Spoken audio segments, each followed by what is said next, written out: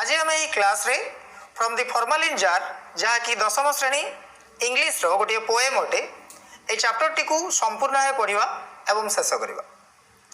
प्रथमे आम अथर विषय कि जान नवा बा राइटर विषय कि जिन जान नवा। डॉक्टर रीता एस मणि होती चैप्टर जो पोएम रो राइटर। तो doctor Rita S Mani is a doctor by profession and a writer by passion. एटार प्रोफेशन अर्थ हो वृत्ति एंड पैशन अर्थ हो निशा। जड़े जहाँ करने को भल पाए आज तार पैशन एवं जड़े जो कार्य व्यस्त थाए कार्य निजुक्त होता है ताको आम प्रोफेशन बोली कहू। तेणु सेंटेंस रो मीनिंग बुझिले ठीक यही हम जे डॉक्टर रीता एस मणि जी कि पाठर राइटर अटंती बा अथर अटंती से वृत्ति रे जड़े डाक्तर अटंती एवं तांकर निशा होउछि राइटिंग करवा बा लेखालेखी करवा जेमती विभिन्न प्रोज हो पोएट्री हो किंबा स्टोरी हो एटसेट्रा। C is a न्यूरोवायरोलॉजिस्ट। से जड़े न्यूरोवायरोलॉजिस्ट अटंती। तो न्यूरोवायरोलॉजिस्ट रो मीनिंग कौन? न्यूरोवायरोलॉजिस्ट से मानू कह जाए जो माने क्लिनिकल न्यूरोसाइंस किंबा वायरोलॉजी किंबा इम्यूनोलॉजी किंबा मॉलिक्यूलर बायोलॉजी एभली कौन क्षेत्र में कार्य करती। तो से मानू आम न्यूरोवायरोलॉजिस्ट बोली कहूचे।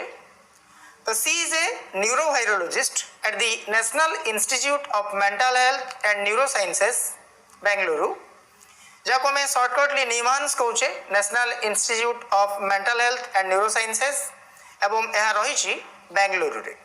Doctor Rita has published several short stories, poems, essays and travelogues including several short stories for children.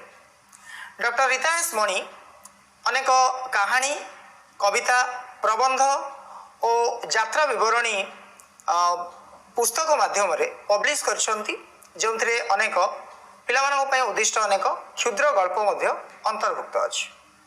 C loves to weave health information into her stories to educate and foster inquisitiveness in children. एटारे किछि word उपर ध्यान दियो। प्रथम होछि wave. Wave रो अर्थ होछि बुणीबा। Wave रो अर्थ हला बुणीबा, but एठारे वेव रो अर्थ बुणीबा नुह बरং एहार अर्थ होछि वर्णना करबा। ता सहित आ गुटे वर्ड उपर ध्यान दियो फॉस्टर। फॉस्टर एठारे मीनिंग होछि प्रोत्साहित करबा। ओके, एवं इनक्विजिटिवनेस रो मीनिंग होछि जिज्ञासा। तो टोटल सेंटेंस रो मीनिंग होछि से पिलामानक मध्यरे जिज्ञासा सृष्टि करिवा पई, जिज्ञासार विकास करिवा पई तथा पिलामानक शिक्षित करिवा पई तांको कहानी रे अनेक स्वास्थ्य संबंधी विषय को सुपरिकल्पित ढंग रे वर्णना करंती बा तांको कहानी रे अनेक स्वास्थ्य संबंधी विषय देखिबा को मिले। About the poem. This poem was written in September 2013 to create awareness about safe driving and other road safety rules in the community. A poem को बा कविता को 2013 मसीहा सेप्टेम्बर मासरे लिखा जाइथिला। सुरक्षित गाड़ी चालना और रोड सेफ्टी नियम उपरे लोकमानकु सचेतन करिवा पई, लोकमानक मध्यरे सचेतन सृष्टि करिवा पई and published online at youthspring.net. youthspring.net हेउछि एक website, A forum for nurturing youth wellbeing अर्थात यूज गोटे फोरम बा वेबसाइट जो युव सुलभ गुणर प्रतिपालन तथा से परिवर्तन पाई विभिन्न विषय को पब्लिश करा जाय थाए। तेणु यहाँ माने ये जो पोएम टी को youthspring.net नामक वेबसाइट रे युव सुलभ गुणर प्रतिपालन निमंते तथा से परिवर्तन निमंते यहाँ पब्लिश करा जायथिला। Road safety injuries are the leading causes of death and disabilities. Death and disability रो मीनिंग होची जे मृत्युवरण करवा किमा डिजाबिलिटी होची पंगु हे जीवा जे भली हमर कोनोसी अंग हानि घटिवा ताको हम डिजाबिलिटी बोली कहवा। तो road traffic injuries are the leading causes अर्थात ये जो डेथ एवं डिजाबिलिटी अर्थात सड़क दुर्घटना रे आहत होबा फल रे मृत्यु मुखरे लोक माने पड़ती किंबा पंगु हो जाती, specially among children and young adults. अर्थात एभली घटना बहुल भाव किशोर किशोरी किंबा युवकावस्था व्यक्ति मान देखा मिले। This heart breaking poem conveys How a moment of simple carelessness cost a young, lively and caring boy his precious life. अर्थात এই মর্মন্তুদ কবিতারে কিপরি গোটিয়ে ছোটিয়া অযত্নশীলতা গোটিয়ে ছোটিয়া ভুল জনে সযত্নশীল যুবক জনে তরুণর জীবনর অন্ত ঘটাইছিলা তাহা বর্ণিত হয়েছি বা তাহাকে এখানে বর্ণনা করা যাইছি। বর্তমান নিমান্স বিষয়ে কিছু তথ্য জানিবা। NIMHANS has a unique human brain museum where many brain specimens affected by various disease conditions are preserved in formalin and displayed in see-through jars. NIMHANS एक न्यूरोसाइंस इंस्टीट्यूट ए कथा आम जानिले सेठारे न्यूरोसाइंस उपरे रिसर्च करा जाए ता सहित निमांस रे गोटे म्यूजियम मध्य रही। ए म्यूजियम रे मनुष्य मस्तिष्क गुड़िकर स्पेसिमेन रखा जाए। विभिन्न रोगरे पीड़ित हो मृत्युवरण करथिबा व्यक्ति ब्रेन को एठारे फॉर्मालिन जार मध्य संरक्षण कर रखा जाइछि तथा प्रदर्शन करा जाउछि। अर्थात विभिन्न गवेषक डाक्तर छात्र छात्री बा अन्य देखणाहारी माने एठारे थिबा म्यूजियम को आसंती एवं ब्रेन रो स्पेसिमेन गुडी को घंटा घंटा धरि देखंती तापर रिसर्च करंती एवं सेथिरु कि जिंस सिखिबा पई चेष्टा करंती। Summary of this poem. In this poem, Vicky is a fictional character who lost his life in a road accident. ए कविता रे वर्णित एक चरित्र हेउछि विकी जहाँकि एक काल्पनिक चरित्र अटे एवं जे गोटे सड़क दुर्घटना रे निजर प्राण हराइछि। If he had owned a helmet while driving, he would not have lost his life. जदि से गाड़ी चलाना समय रे गोटे हेलमेट पिंधि था ताले संभवतः से तार जीवन हरई न था बा मृत्युवरण कर न था। After his death his brain was kept in formalin jar and his brain describes all about Vicky's life and this poem. विकीर मृत्यु पर तार ब्रेन को गोटे फॉर्मालिन जार मध्य रखा जाइतिला एवं तार ब्रेन एठारे विकीर जीवन और दुर्घटना किभली होइतिला ए कवितार ताहाकू वर्णना करछि। अर्थात ए कविताटी को विकीर ब्रेन वर्णना करछि बोली राइटर लिखिछंती बा डॉक्टर रीता एस मणि एठारे उल्लेख करछंती। आमे वर्तमान जे पोएमटी को पढ़िबा से पोएमटी को विकीर ब्रेन डिस्क्राइब करछि बा वर्णना करछि। प्रथमे किछि नोट्स एंड ग्लोसरी देखि नबा। प्रथमे फॉर्मालिन। फॉर्मालिन रो अर्थ हेउछि एक रासायनिक पदार्थ। डिस्टेन अर्थ हेउछि घृणा बा अनादर। स्टेर अर्थ हेउछि स्थिर दृष्टि रे कौनसी गोटे वस्तु को चाहि रहिबा देखिबा। स्पेसिमेन रो अर्थ हेउछि नमूना। स्ट्रोक रो अर्थ हेउछि मस्तिष्क आघात बा मस्तिष्काघात। ट्यूमर रो अर्थ हेउछि क्षतिकारक मांसपिंडुला याको आमे घा बोली मध्य कहि परिबा। मस्तिष्क रे बेले बेले छोट छोट घा हे जाए जहाँ आम ब्रेन ट्यूमर बोली कही था। बग अर्थ हेउछि किछि जीवाणु जो माने रोग सृष्टि करती बा क्षतिकारक जीवाणु बोली आम कहि परिबा। सैग्रीन नो मीनिंग हेउछि असंतोष बा नैराश्य। कई याकू चैग्रीन कहती बट ये चैग्रीन नुह ये होछि सैग्रीन। नेक्स्ट हेउछि स्मार्ट। स्मार्ट रो अर्थ हेउछि सतेज बा आकर्षणीय। सेन रो अर्थ हेउछि सुस्थ मस्तिष्क संपन्न व्यक्ति। विगर। विगर अर्थ हेउछि बल। साधारणतः आम यहाँ फूर्ति अर्थ व्यवहार करथाउ। शारीरिक और मानसिक फूर्ति को विगर कहा जाए। डोमेन अर्थ हेउछि कार्य बा ज्ञानर परिसर बा कार्य क्षेत्र बोली तुमने यहाँ कहि पार। मोटर अर्थ हेउछि लक्ष्य उद्देश्य आदर्श। नो पेन नो गेन रो मीनिंग हेउछि परिश्रम कले सफलता मिले बा जदि आमे कष्ट न करबा ताहले हमको सफलता भी मिलिबो नाही। इनसेन नो मीनिंग हेउछि अतिशय। देखो पूर्वर आमे आ गोटे वार्ड देखले सेन। सेन नो मीनिंग हेउछि उत्तम मस्तिष्क विशिष्ट व्यक्ति बा सुस्थ मस्तिष्क संपन्न व्यक्ति को आमे सेन कहूचे बट एटी इनसेन रो अर्थ हेउछि अतिशय। एडोर रो अर्थ हेउछि अतिशय भल पाइबा।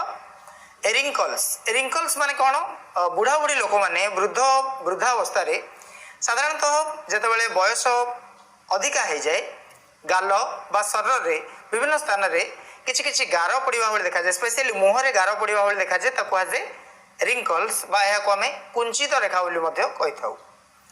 केन अर्थ हेउछि बाड़ी बट यही जो पोएम रे आम चलवा बेले सहायक होता बाड़ी बोली बुझा कैन यूजुअल मीनिंग होची बाड़ी मंडेन अर्थ होची मामूली कार्य बा साधारण कार्य रिफ्रेन अर्थ होची कौन सी कार्य करिवारु निवृत्त रहबा गोटे कार्य को न कले न करिवा होची रिफ्रेन गरीर अर्थ होची रक्ताक्त बा रक्त जुड़ुबुड़ हो इनह्यूमान अर्थ होची अमानसिक स्ट्रेर अर्थ होची पथभ्रष्ट हेबा इनेन रो मीनिंग होची निर्बोध क्रॉस्ड रो मीनिंग होची भांगी पड़िले जदि आमे कहबा क्रॉस्ड विथ पेन देन तार मीनिंग हबो जंत्रणा रे भांगी पड़िले बेन रो अर्थ होची क्षतिकारक बा हानिकारक आउ गोटे मध्ये बेन रहिछि जार मीनिंग होची बंद करबा to stop something okay and in vain रो मीनिंग होची निरर्थक बा वृथा एबे आमे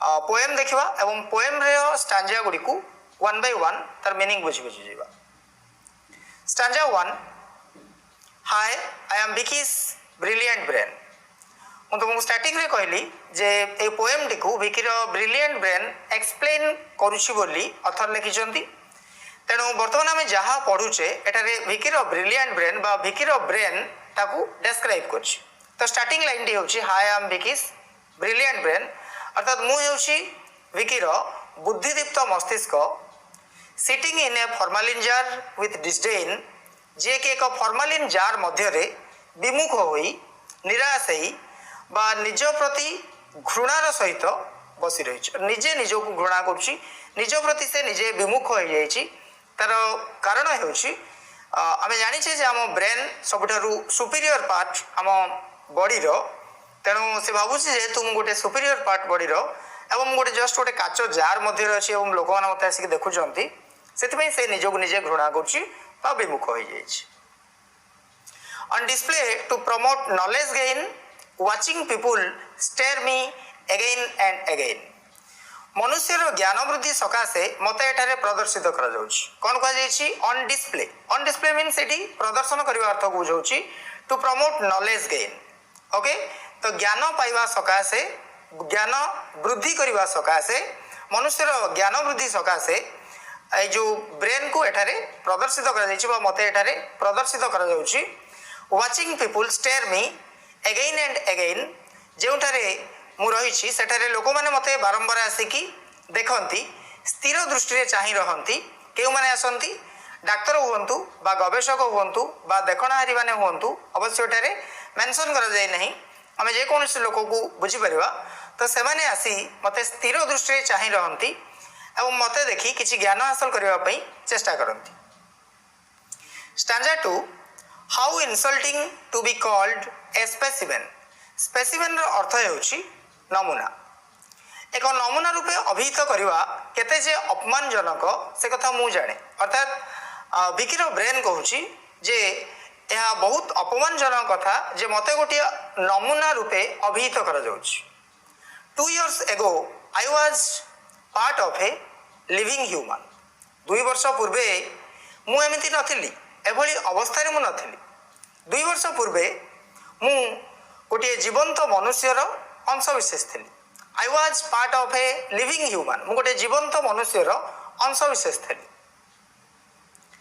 आई got no stroke tumour or box within अर्थात जीवित मनुष्यर जेहेतु मु अंशविशेष थी से समय रे मु कौनसी मस्तिष्क आघात ट्यूमर किंबा जीवनजनित रोगर शिकार हो नथिली जेतेबेले मु बंची थी बा गोटे जीवंत मनुष्यर अंशविशेष थी से समय रे एभली कौनसी मस्तिष्क आघात हो ट्यूमर हो बा अन्य कौनसी रोगर मु शिकार हो नथिली yet ended up in this jar to my chagrin अर्थात तथापि जीवंत मनुष्यर अंत पर अर्थात विकीर मृत्यु पर मु असंतोषर सह एही जार मध्य रे बसी रही सैग्रेन मीनिंग होछि असंतोष जाहिर करबा असंतोष तो से असंतोषर सहित से जार मध्य रही बोली क्षोभ प्रकाश करुच्छ stanza 3 Vicky was a young boy smart and sane full of life and vigour sun wind and rain Vicky was a young boy अर्थात विकी जने तरुण बालक थिला स्मार्ट एंड सैन आकर्षणीय एवं सुस्थ जे कि खूब आकर्षणीय देखा जाउथला एवं सुस्थ मध्य थिला full of life and vigour अर्थात संपूर्ण रूपे से शारीरिक एवं मानसिक स्वास्थ्य संपन्न मध्य थिला सन विंड एंड रेन एटारे सन विंड एंड रेन रो मीनिंग या डिफरेंट सीजन को बुझाइबा पई चेष्टा करूची बा प्रत्येक क्षण प्रत्येक मुहूर्त प्रत्येक मोमेंट को बुझाइबा सूचौची बुझौची तो जे कि प्रत्येक क्षण को पारिपार्श्विक अवस्था जहाँ हेउ ना कहीं खरा हेउ वर्षा हेउ शीत हो प्रत्येक मुहूर्त को से अति खुशी रे बिताउथला आनंद बिताउथला computers and maths were his domain अर्थात कंप्यूटर और गणित तार प्रिय विषय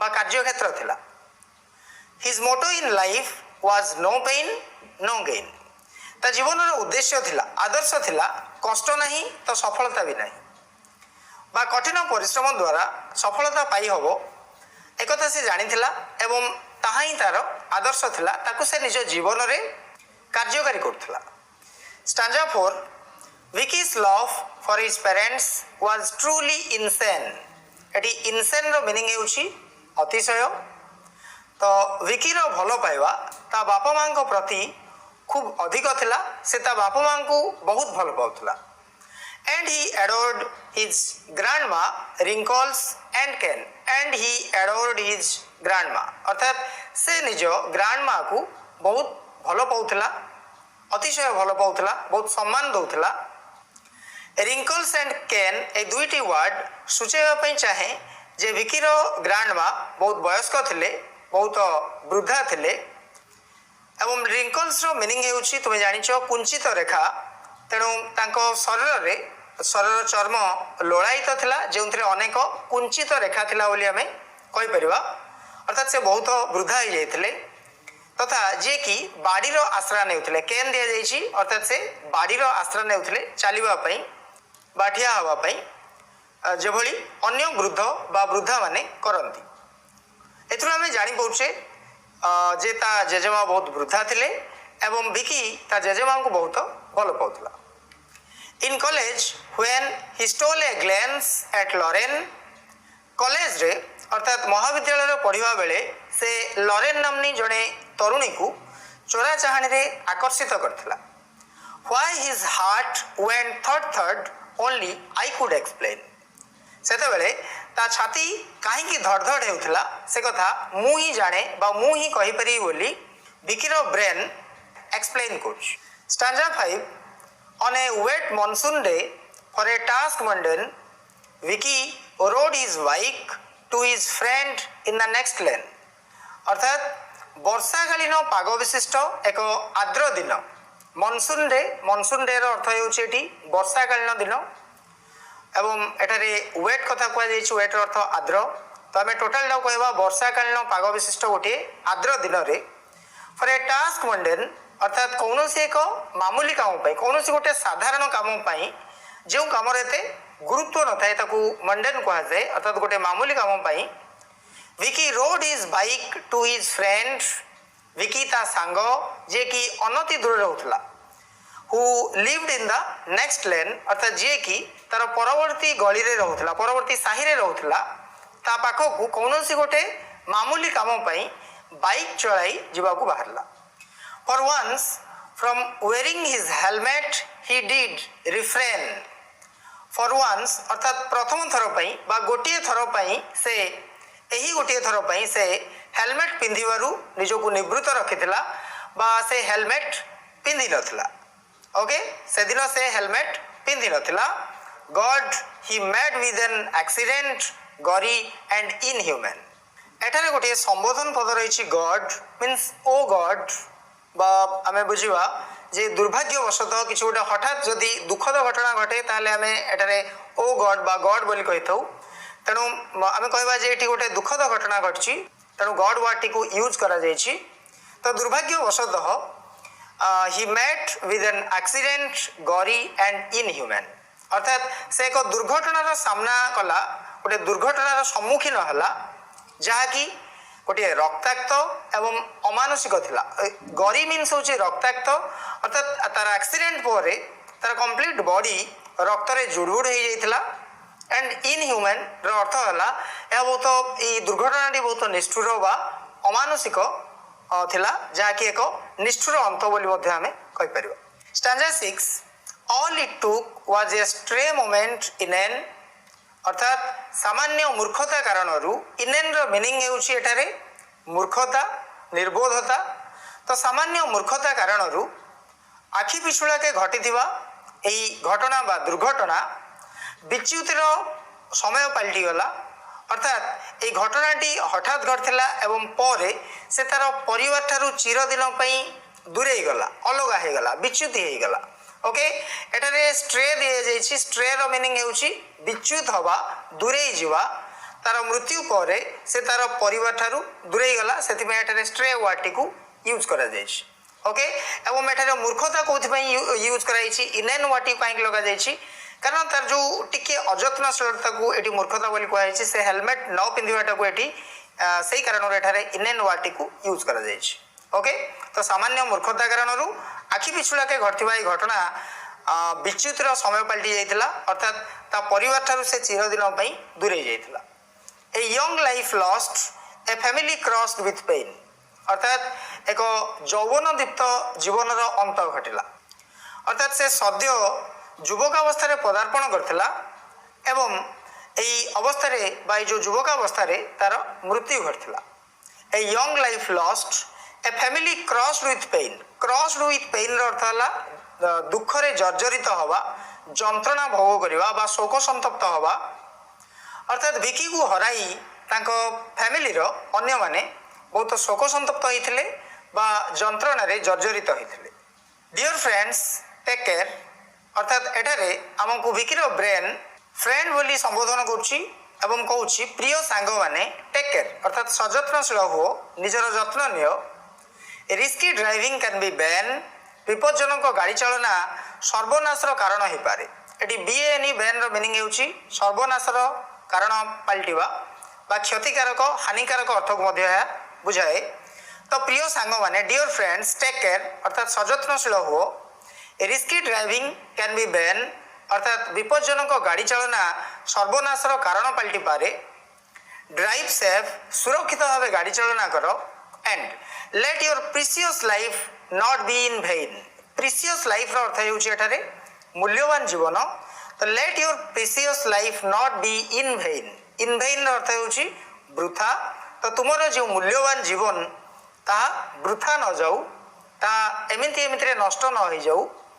ओके तो यही जिनिस को विकिर ब्रेन एक्सप्लेन करुच्ची एवं परिशेष में आमको गोटे वार्ता देउची जे जदि आम असतर्कतार सहित असावधानतार सहित ड्राइविंग करवा गाड़ी चलाइबा ताले यह आम मृत्यु बा आहत कारण पलटि पारे।